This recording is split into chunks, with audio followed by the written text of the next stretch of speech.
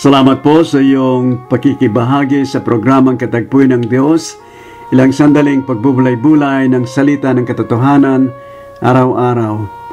Ng ating pong paksang pagbubulay-bulayan ngayon ay pinamagatan kong pagsasanggalang. Babasahin ko po sa inyo ang mga talata sa Aklat ng mga Panaghoy, Kabanatang 3, talatang 55 hanggang 58.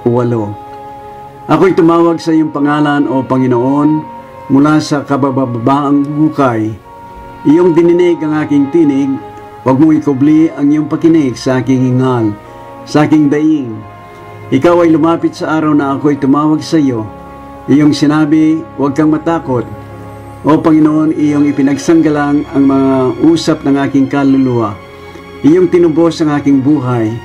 Mga Panaghoy, Kabanatang 3, talatang 55 hanggang 58. Si Propeta Jeremias ay nasa malalim ng hukay ng kaniyang ipanalangin ng matibay at malakas niyang paniniwala na ipagsasanggalang ng Diyos ang kanyang kaso at siya'y tutubusin ng Diyos mula sa kamatayan. Ang mga ganitong pangyayari ng paghusig laban sa mga propeta ng Diyos noong mga panahong nakalipas ay patuloy na nangyari kahit noong unang siglo pa lamang ng pananampalatayang Kristiyano, at hanggang sa kasalukuyan ay nangyayari pa rin ang ganito sa iba't ibang lugar. Narito ang bilang ng mga nakalistang mga anak at lingkod ng Diyos sa iba't ibang lugar na nabilanggo hindi dahil sa anumang kasalanan, kung hindi dahil sa kanilang pananampalataya at katapatan sa kanilang Panginoong Jesucristo. Sa China, 12. Sa Eritrea, 4. Sa North Vietnam, 3. Sa Uzbekistan, 2. Sa Iran, 1. Sa Pakistan, 2. At ang isa dito ay si Asia Bibi na nasyentensiyahang kamatayan dahil sa kanyang paninindigan na ang kanyang Jesus na Panginoon at sinasampalatayanan ay namatay at nabuhay para sa katubusan at kapatawaran ng kanyang kasalanan at kaligtasan sa buhay na walang hanggan. Samantalang si Muhammad ay wala namang ginawang mabuti para sa mga tao, at nang mamatay ay di na nagbangon muli mula sa kamatayan, at doon nagsimula ang nilapastanganan si Asia Bibi, ibinalanggo at nasentensiyahang kamatayan. Ang kapatid na ito kay Kristo ay nagtatrabaho kasama ng maraming kababaihang pumipilit sa kanya na tanggian ang kanyang pananampalatayang Kristiyano at umanib sa paniniwalang Islam. Ngunit siya na natiling matibay sa kanyang paninindigan. At ngayon ang kanyang asawang si Asik Masi ay mahingi ng panalangin sa mga Kristiyano sa buong mundo para sa kalayaan ng kanyang asawa at tulong sa kanilang mga anak.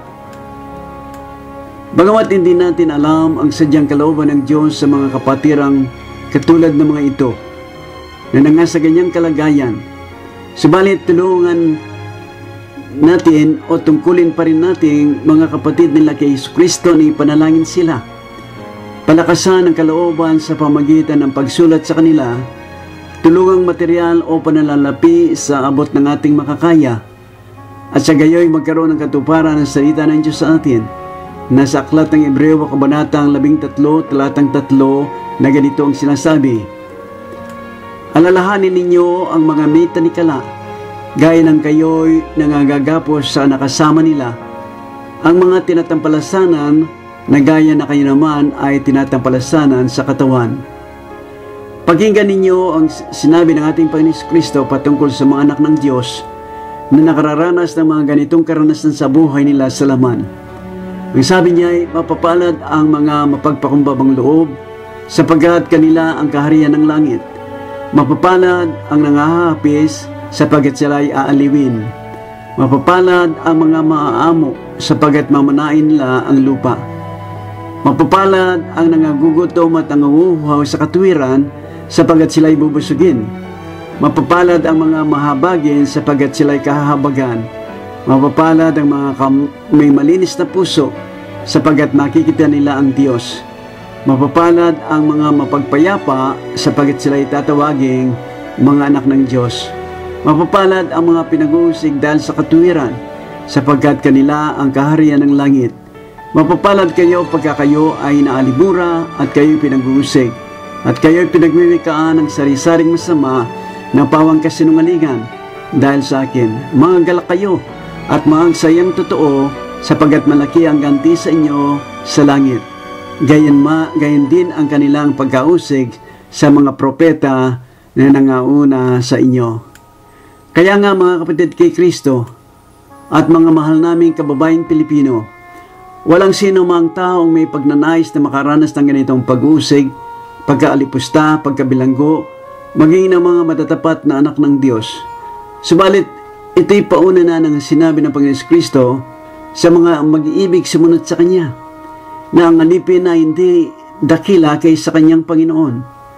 Kung ako'y kanilang pinag-usig, kayo man ay kanilang pag-uusigin din. Kung tinupad nila ang aking salita, ang inyo man ay tutuparin din. Natapat ang lahat ng mga bagay nito ay gagawin na sa inyo dahil sa aking pangalan, sapagat hindi nila nakikilala ang sa akin ay nagsugo. 1 Kabanatang 15, talatang 20 at 21. At sa Lucas, Kabanatang 9, talatang 23, sinabi niyang, kung sino mang tao ay ibig sumunod sa akin, tumagi sa kanyang sarili at pasanin sa araw-araw ang kanyang krus at sumunod sa akin. Ngayon ang katanungan sa atin, tayo ba'y nananalangin, sumusulat at tumutulong sa mga kapatid natin kay Jesucristo na nakakaranas ng kabigatian dahil sa kanyang pangalan? Sinabi ng Panginoon Jesus, na namang bagay ang ginawa natin maging ng isang basong tubig na malamig sa ngalan ng mga alagad ng Diyos ay hindi mawawala ng ganti. At kung dumating naman ang panahon ng pag-uusig sa atin, tayo ba ay nakahandang magtiis, manindigan, manatiling matibay at masayang tanggapin ang anumang pag-uusig na gagawin sa atin ng mga tao ng salibutan? O kaya ba nating humayo kung tayo tinatawag ng Diyos para ipangaral ang ebanghelyo ng ating Panginoon si Kristo, maging sa mga lugar kung saan pinagbabawal at pinag-uusig ang mga tagasunod ni Jesu Kristo?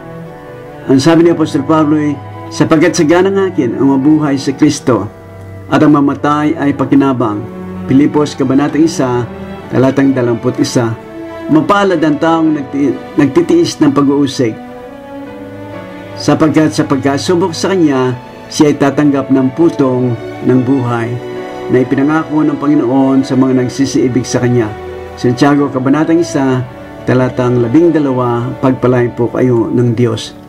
Tayo'y manalangin. Ama naming Diyos na nasa langit, kami po'y nagpapasalamat na tinanggap ng aming Panginoon Kristo ang paghihirap na dapat sani sa amin dahil sa aming mga kasalanan. Ngunit ibinigay niya ang kanyang buhay para sa aming kaligtasan sa buhay na walang hanggan. Tulungan nawa kami ng Espiritu Santo na maging handa din kaming makapaghandog ng aming buhay sa kanyang pangalan. At tulungan nawa, O Diyos, ang mga kapatid namin nakakaranas ngayon ng pag-uusig dahil sa kanyang pananampalataya at pag-ibig sa aming Panginoon Kristo. Magkaroon nawa sila ng kaaliwan at kapayapaan na nanggagaling sa Espiritong Banal. Anuman ang kanilang kalagayan sa buhay, nawa po bigyan mo sila ng makakain at pananamit sa araw-araw, at yung nasa bilangguan ay palayaan upang makasama nila ang kanilang mga mahal sa buhay. Sa ngalan ng aming Panginoon Jesus, Amen. Palain po kayo ng Diyos.